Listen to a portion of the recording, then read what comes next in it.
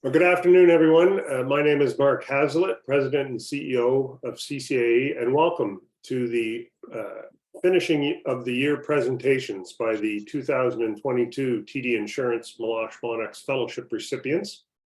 We're thrilled to have Catherine and Jaya give us a synopsis of what they did over the past year.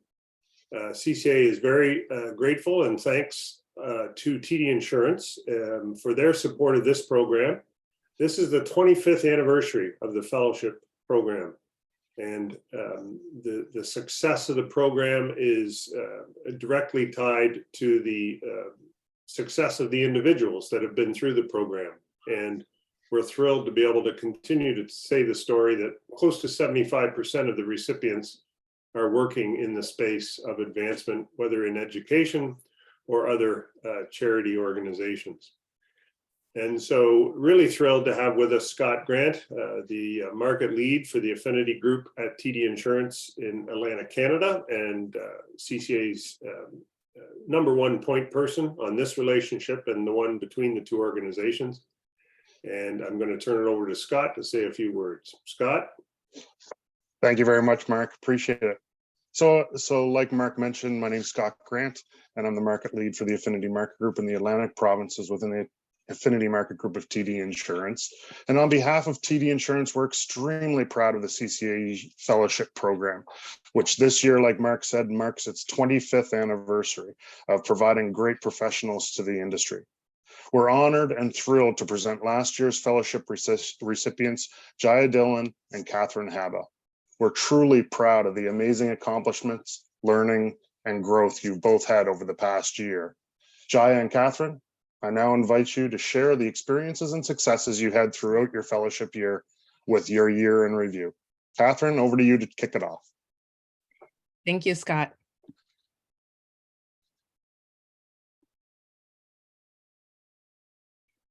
So I am happy to be here today to review my whole experience as a TD Assurance Meloche Monnex Fellow.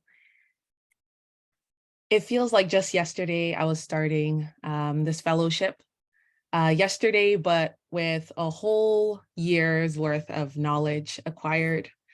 The first picture you see here with scared written on it is a picture I took at the 2022 CCAE conference.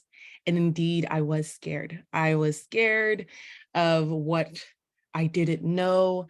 I was scared of this huge new journey I was embarking on, and I was scared that I wouldn't be good enough. Soon, a little after, I had the pleasure of walking across the stage, graduating, and there I was confused. I was now working with Queen's advancement, and here I was confused about what were the different possibilities? What am I supposed to do in order to find out if this is something that is meant for me? But soon after that, the last picture is shown was from this past conference last week. So the CCAE 2023 conference, where you see it's written hopeful. And this hope grew throughout this year in the little things and projects that I got to work on, the different mentors that I got to speak with, and the amazing work I was able to witness, contribute to, and also find my passion within a field that I had little knowledge about just a year ago. So I was fortunate during my fellowship to really get to see different aspects of the Queen's University Office of Advancement. And one of those aspects were alumni relations.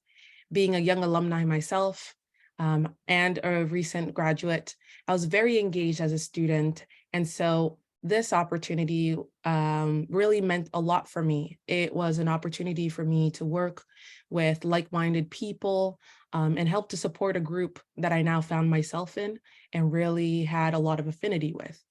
And so the goals for my work in the alumni relations team was to engage, recruit, manage, connect with Queen's alumni and volunteers. And I did all of that and more. Through my work with alumni relations, I was able to reimagine key programs that were delivered to young alumni, such as the Gales of the last decade. And there we were able to put together a series of 3 events that spoke and mapped out the journey that young graduates, recent graduates experience after walking across that stage. So the confusion, the graduation blues, engaging them with other alumni and mentors so that they could have tips about financial literacy, about integrating the workforce, as well as just surviving and finding their passion and continuing to discover themselves. I was able to deploy and also evaluate some of these key programs that we worked on.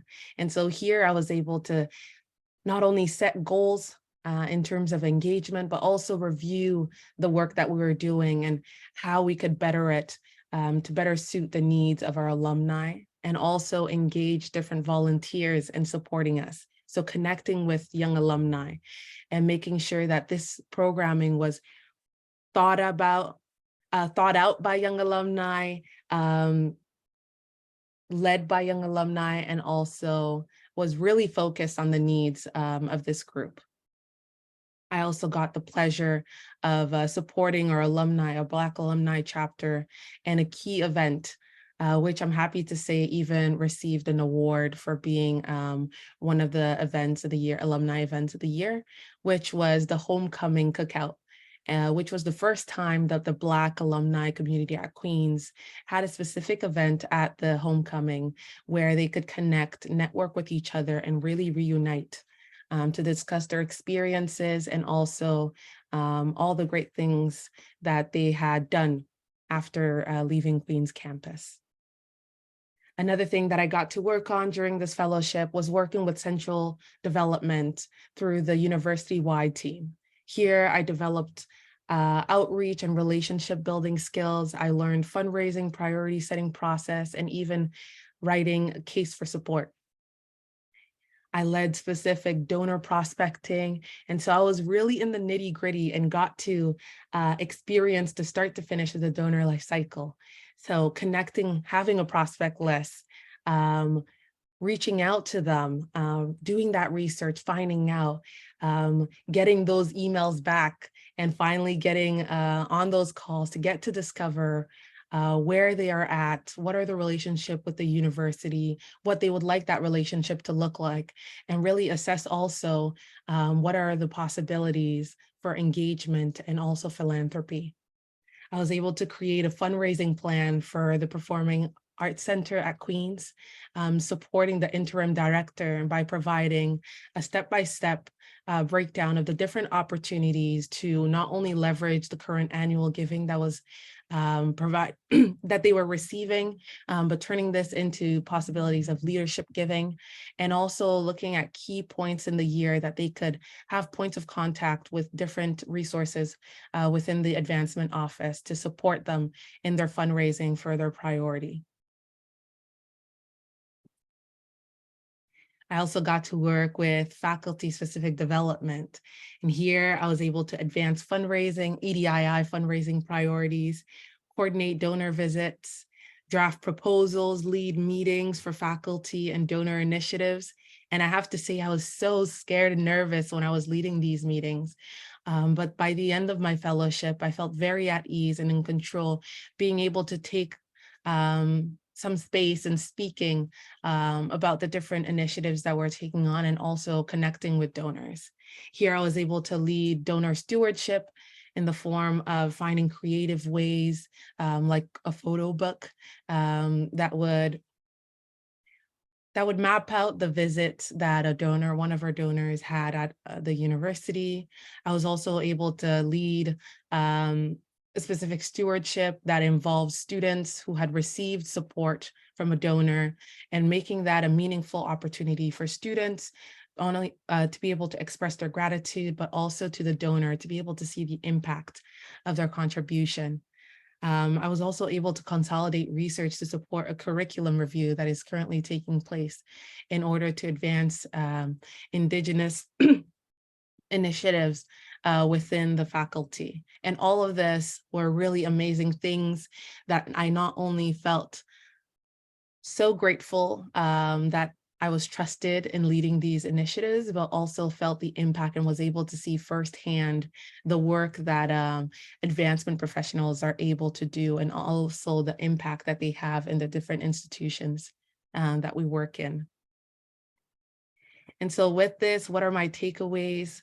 Well, I was able to live out my passion by making matches between alumni, donors, students, and the university resources and needs. I received training. I benefited from professional development from the CCAE conferences, AFP webinars, academic impression, membership, and the many, many Queen's mentor that I had within the Office of Advancement. I am very grateful also that through this fellowship, I have more direction. I am confident because I know where I am going. I know the vast network that is available to me, and also have amazing mentors that are helping me guide my journey in a very intentional way in this fundraising business that a lot of us fall into by accident. I am also confident, and this confidence is because of the investment that sponsors have put in us in allowing us to do this fellowship, and because I know what I can do. I am the product of my mentors, sponsors, investments, and confidence in me. And I'm very happy to be taking this confidence as I move forward in this career. So lastly, I'd like to thank you for making my journey possible. I'd like to thank TD Assurance Meloche Monnex, CCAE, for the amazing opportunity, and also the Office of Advancement at Queen's University for helping and leading me every step of the way. Now I am happy to turn it over to Jaya, my colleague from KPU, with whom I was able to share this amazing experience.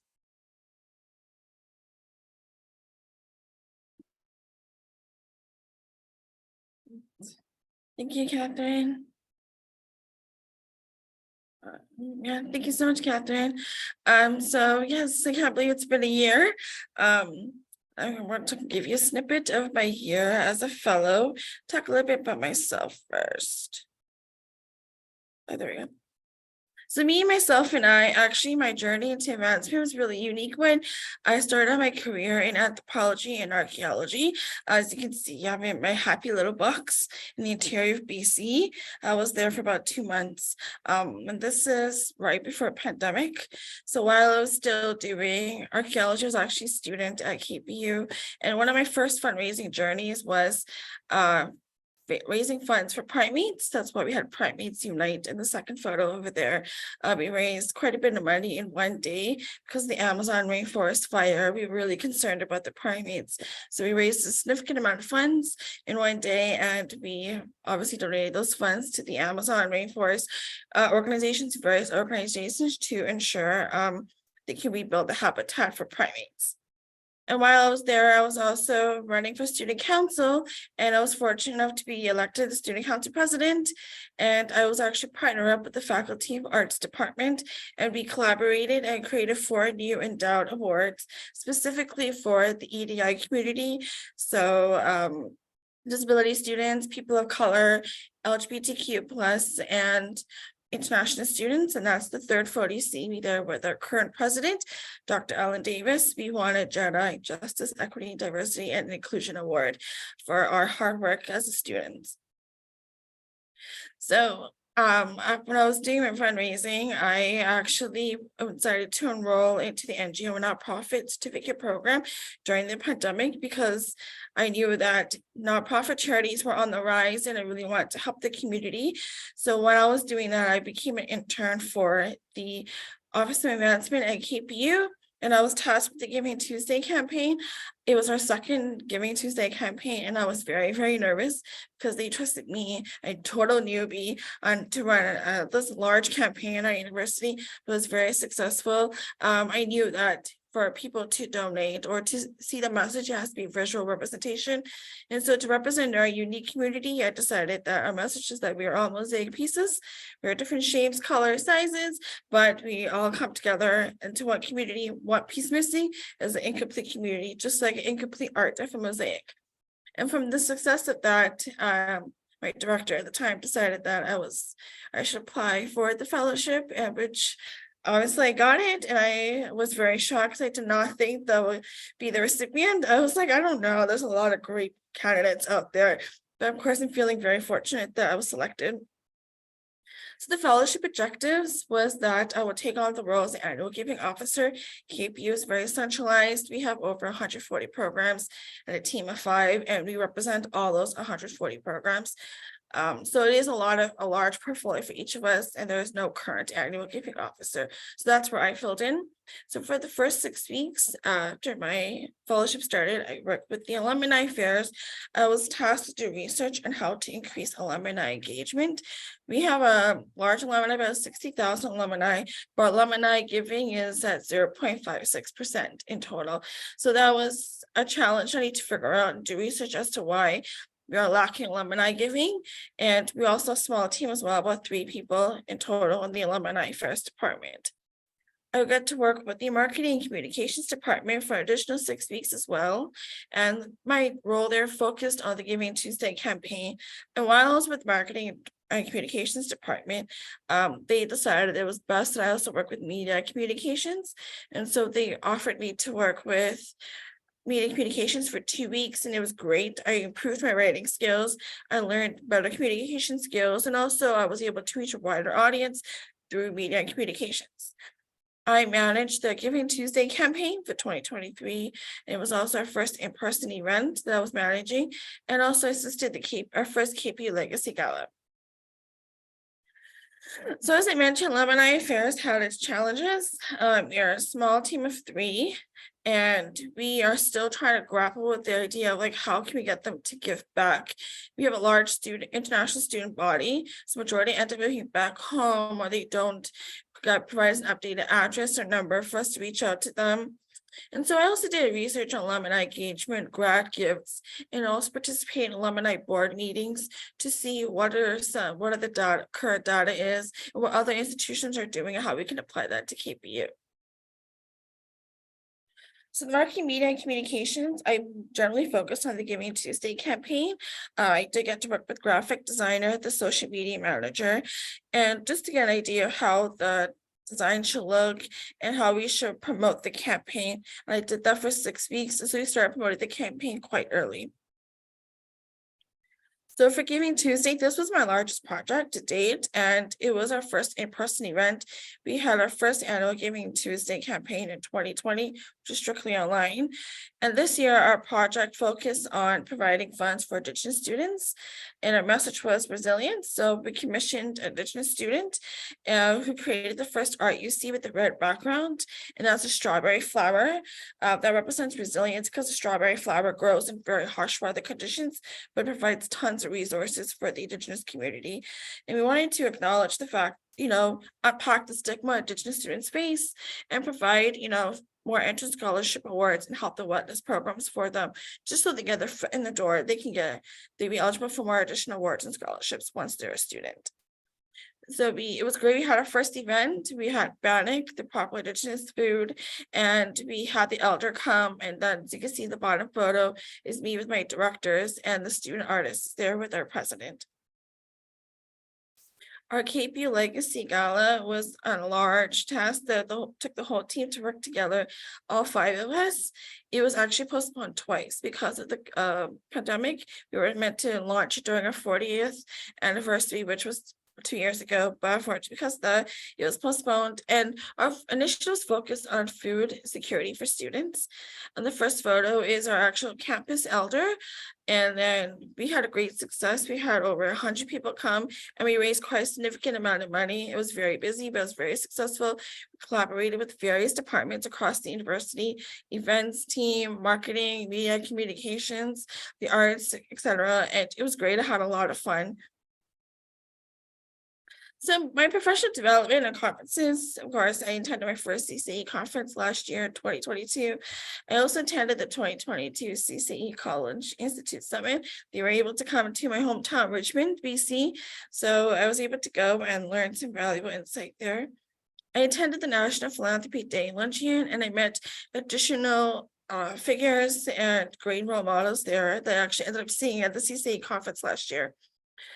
For case, they had an opportunity inclusion scholarship for District 8, and I was one of the recipients for my work at EDI. And so I was able to go to Bellevue, Washington in USA and spend 3 days there by myself. I was actually very nervous because I didn't know anyone else there.